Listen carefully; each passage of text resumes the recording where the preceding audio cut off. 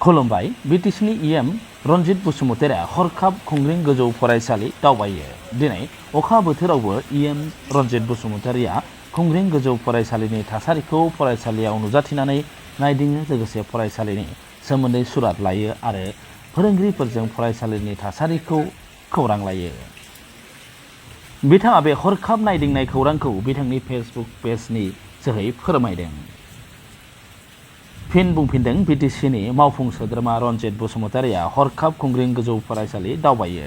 दिनै अखा बोथोरावबो मावफुं सोद्रोमा रनजित बसुमतारि बिथाङा खुंग्रिं गोजौ फरायसालि थासारिखौ फरायसालियाव नुजाथिनानै सुलाद लायो।